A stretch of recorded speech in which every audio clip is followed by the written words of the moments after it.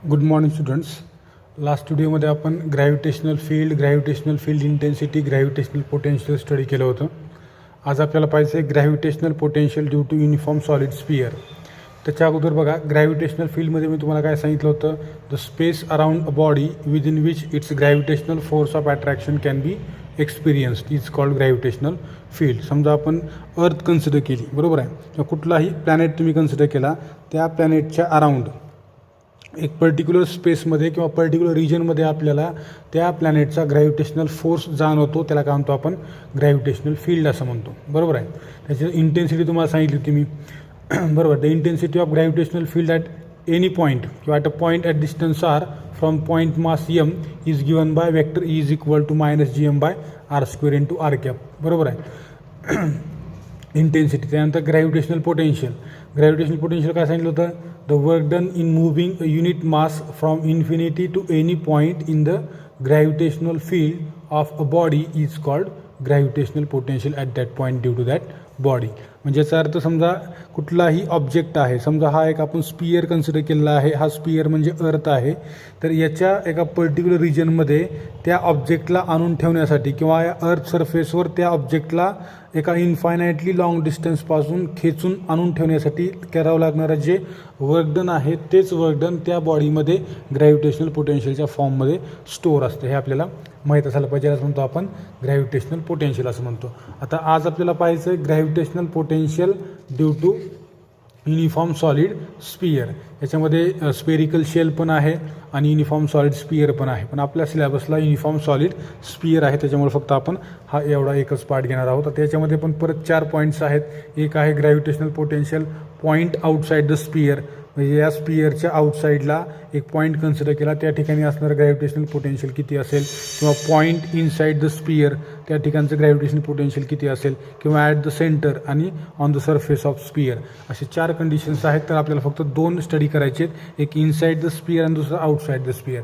अगोदर आपण पाहणार आहोत point outside the sphere. Point outside the sphere. बघा काय केलं आपण, consider a point P outside the sphere at distance R from its centre. अगोदर आपण या ठिकाणी एक स्पियर ड्रॉ करू. हा स्पियर कशापासून तयार झालेला आहे, तर नंबर ऑफ शेल्सपासून तयार झालेला आहे. बरोबर आहे. नंबर ऑफ शेल म्हणजे फॉर एक्झाम्पल तुम्ही समजा टेनिसचा बॉल जर घेतला, तर त्या टेनिसच्या बॉलला आतमधून जर तुम्ही पाहिला तर एक अशी पर्टिक्युलर थिकनेस असेल, बरोबर आहे, आणि पूर्ण तो बॉल आतमधून रिकामा असेल, तर ही जी काय वरची एक थिकनेस आहे किंवा एक लेअर आहे, याला म्हणतो आपण एक शेल. ही झाली एवढी एक सिंगल शेल झाली. हा जो पार्ट आहे हा एक ह्याला म्हणतो आपण एक शेल. त्याच्यानंतर तशीच ही दुसरी शेल आतमध्ये, नंतर ही थर्ड. अशा नंबर ऑफ सेल्स मिळून काय होतं, एक स्पियर, युनिफॉर्म सॉलिड स्पियर तयार होतो. याच्यामध्ये नंबर ऑफ शेल्स आहेत, नंबर ऑफ शेल्स, बरोबर आहे. जसं की आपण समजा मोसंबी असेल, त्याच्या वरचं जे कवच आहे ते जर आपण काढलं तर ती एक शेल असेल. तसं या ठिकाणी आपण एक सॉलिड स्पियर कन्सिडर केला आहे, जो नंबर ऑफ शेल्सपासून तयार झालेला आहे. याचा सेंटर समजा O आहे, त्याला आपण O नाव दिलं. याच्यापासून आपण R डिस्टन्सला बाहेरच्या बाजूला एक P पॉईंट काय केला आहे, चॉईस केलेला आहे. आणि या स्पेरिकल हा जो काय स्पियर आहे, याची रेडियस समजा आपण स्मॉल a आहे असं कन्सिडर केलं आहे. आता याच्यानंतर आपण ह्या ज्या काही सेल कन्सिडर केलेले आहेत ते आपल्याला डिफाईन करावं लागतील. म्हणून आपण खाली काय लिहावं लागेल, divide the spherical shells. Divide the spherical shells into number of किंवा large number of divide the sphere into large number of spherical shells. Concentric किंवा कॉन्सेंट्रिक शेल्स म्हणजे याचा अर्थ प्रत्येक शेलचा सेंटर हा O या पॉईंटलाच आला पाहिजे. अशा प्रकारचे आपण कॉन्सेंट्रिक स्पेरिकल शेल्स कन्सिडर केल्या, आणि ज्या प्रत्येकाचं मास किती आहे, M1 M2 M3 up to Mn. आपण इथं नंबर ऑफ शेल्स कन्सिडर केलेले आहेत, आणि प्रत्येक शेलचं मास देखील आपण या ठिकाणी काय केलं, डिफाईन केलं. काय काय कन्सिडर केलं, एक solid sphere which is made up of number of spherical shells किंवा कॉन्सेंट्रिक स्पेरिकल शेल्स. त्याच्यानंतर आपण consider point P outside the shell at distance R, and radius of the sphere will be small a. ती किती आहे, small a आहे असं आपण consider केलं. Now we know that potential at a point outside the shell is given by, या P या पॉईंटला असणारं जे पोटेन्शियल आहे gravitational potential, this is given by V is equal to minus G M by R, minus G M by R. आपल्याला माहीत आहे R is the distance of the point from the concentric shell, बरोबर आहे. मग आता या ठिकाणी असणारं जे पोटेन्शियल आहे ते पोटेन्शियल किंवा ऑल शेल्समुळं, ज्या डिफरंट शेल्स आहेत, एका शेलमुळं समजा आपण या पूर्ण स्पियरचं मास यम आहे आणि सेंटरपासून डिस्टन्स आर आहे आणि त्यावेळेस आपण हे पोटेन्शियल असं लिहितो V is equal to minus G M by R. पण आपल्याला खाली काय लिहायचं आहे, पोटेन्शियल किंवा ग्रॅव्हिटेशनल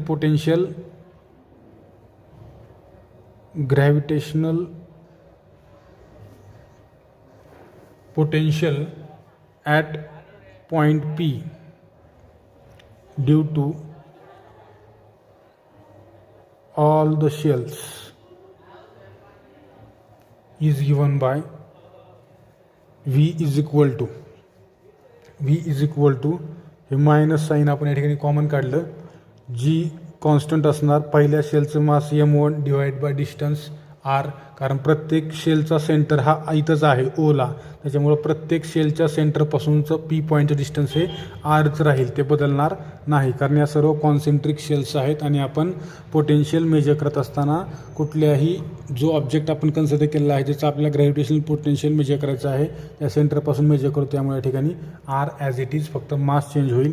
हे मायनस साईन कॉमन काढल्यामुळं plus G M two divided by R plus up to G M N divided by R. ठीक आहे. आता याच्यानंतर बघा, याच्यामध्ये काय केलं आपण, मायनस जी बाय आर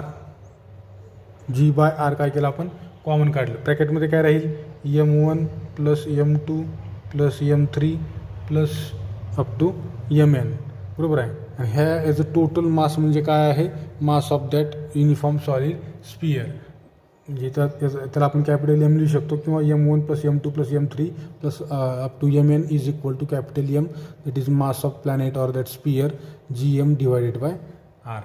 हे काय आहे, gravitational potential due to uniform solid sphere at point P. हे तुम्हाला 12th देखील झालेलं आहे ग्रॅव्हिटेशन चॅप्टरमध्ये, तोच हा पार्ट आहे, याच्यात काय वेगळं नाही. याच्यानंतर आता आणखीन एक आहे आपल्याला, ते म्हणजे पॉईंट इनसाइड द स्पियर. बघू आपण पॉईंट इनसाइड द स्पियर,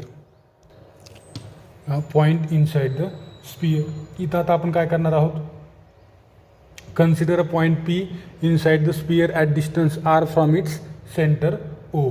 काय केलं आपण या ठिकाणी अगोदर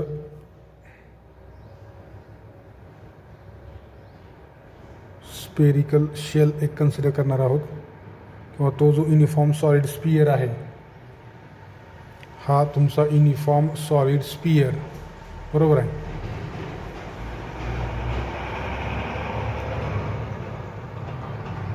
हा पॉईंट पी हा आर डिस्टन्सवर आहे ओ या ठिकाणी.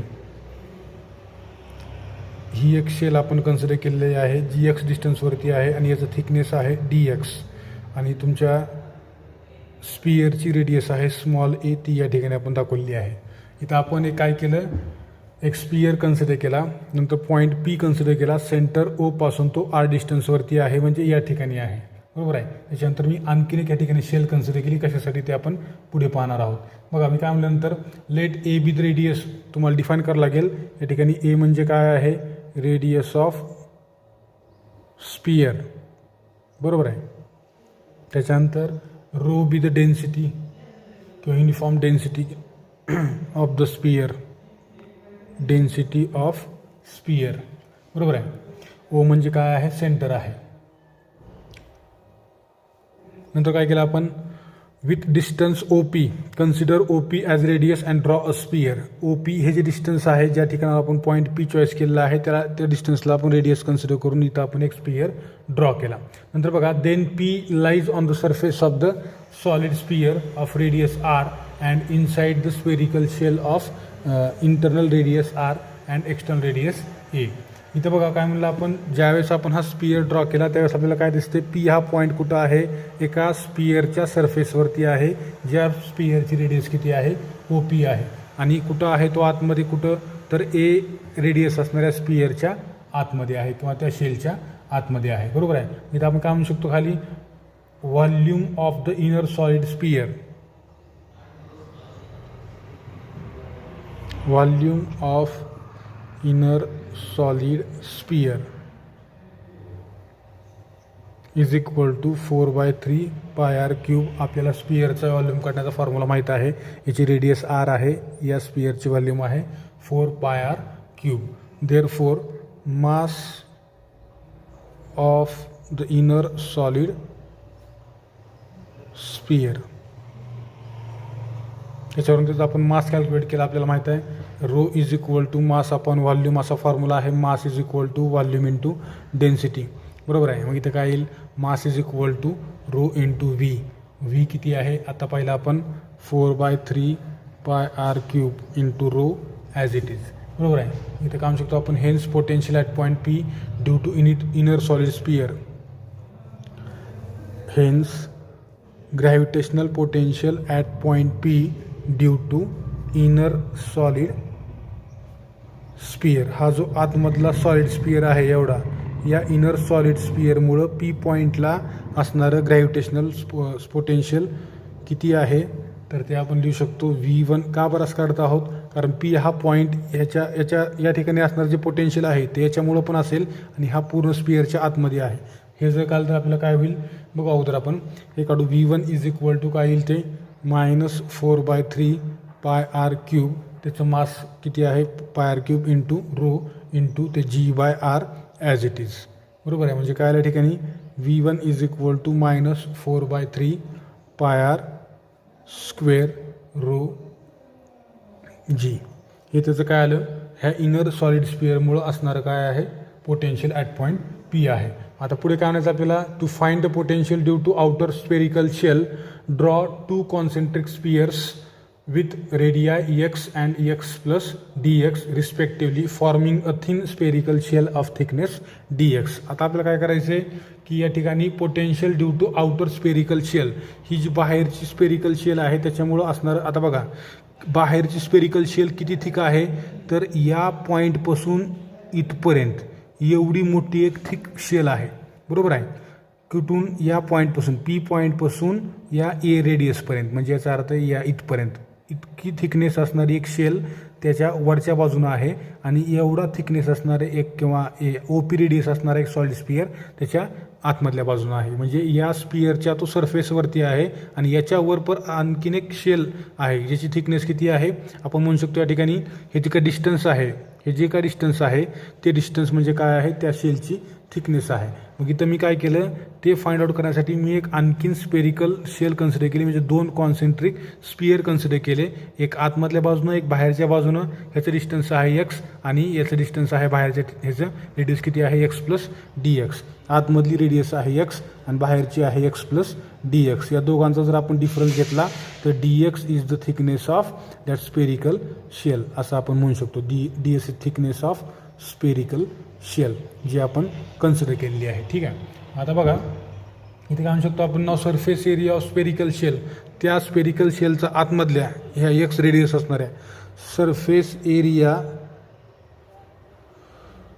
ऑफ स्पेरिकल शेल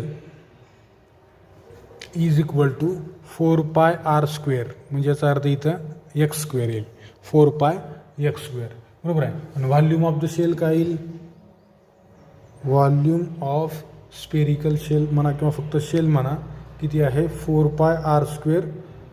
त्याची जे काय रेडियस थिकनेस इंटू त्याचा एरिया येतो, म्हणजे याचा अर्थ जे आपल्याला व्हॉल्यूम मिळते. मग एरिया किती आहे 4 पाय आर स्क्वेअर म्हणजे एक्स स्क्वेअर, थिकनेस किती आहे dx. त्याची काय मिळाली आपल्याला, ते व्हॉल्यूम मिळाली. त्याच्यावर आपल्याला त्याचं मास काढता येईल का, येईल. मास ऑफ द शेल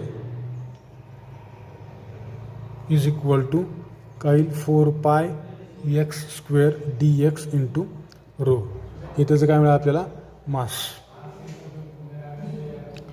बघा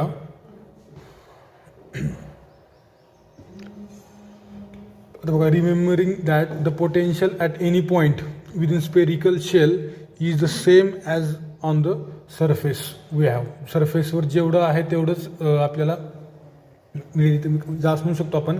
potential at point P due to shell, potential at point P due to shell काय येईल -4π(x²) dx rho g divided by x. म्हणजे हेच काय झालं -4π(x) dx रो g. बरोबर. Potential at point P due to shell, एका शेलमुळं असणारं पोटेन्शियल त्या ठिकाणी किती आहे, एवढं आहे. बघा आता मग अशी जे आपलं इक्वेशन आलं त्याला इक्वेशन 1 द्या. ते इक्वेशन काय आलं, potential at point P due to shell -4π(x) dx rho g equation 1. मला काय करायचं, तुला पोटेन्शियल V2, पहिल्यांदा आपण V1 काढलं, we have to calculate V2 at point P due to shell of internal radius R. बरोबर आहे. आतमधली जी रेडियस आहे त्याची ती किती आहे, त्या स्पिअरची आपण कन्सिडर केली R, आणि एक्सटर्नल रेडियस कुठपर्यंत आहे, थोडक्यात हे असं, ही बाहेरची रेडियस आहे A आणि आतमध्ये पॉईंट P आपला इथं आहे, इथं हे डिस्टन्स किती आहे R. मग हे R टू A आपल्याला काय करावं लागेल, x is equal to R to x is equal to A असं आपल्याला इक्वेशनला इंटिग्रेट करावं लागेल. त्यावेळेस आपल्याला V2 मिळेल. देअरफोर आपण काय म्हणू शकतो या ठिकाणी, V2 जे काय येईल ते V2 is equal to integrating above equation from R to A, इथून इथपर्यंत इंटिग्रेट करायचे R to A of -4π rho g x into dx. याच्यामध्ये कॉन्स्टंट -4π रो g इंटिग्रेशन काय येईल x²/2 हे R टू A. बरोबर आहे. मग काय येईल या ठिकाणी -4π रो g इंटू हे A²/2 -R²/2. मग याच्यामध्ये काय होईल, 2 कॉमन बाहेर काढलं, हे 2 2 जा 4 -2π rho g into A² -R². मग काय या ठिकाणी therefore total potential at point P is equal to V1 plus V2. पहिलं V1 आलं तर दुसरं किती आलं तर V2. या दोघांचं ॲडिशन जर केलं तर -4/3πr² rho g plus 2π rho g into A² -R² bracket close. यांचं सबस्ट्रॅक्शन करून येणारं जे फायनल आन्सर आहे ते किती असेल, या जर आपण सॉल्व केलं तर ते आन्सर असेल -4/3πa³ rho g into 3a² -R² divided by 2a³. हे तुमचं असेल फायनल आन्सर. बरोबर आहे. पण इथं आपण म्हणू शकतो but 4/3πa³ into rho, this is the mass of sphere, therefore potential at point P, that is inside the sphere, V is equal to -gm into 3a² -R² divided by 2 into a³.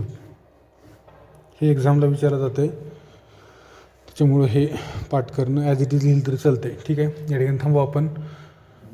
हा chapter आपला जवळपास संपवतो या ठिकाणी. Thank you.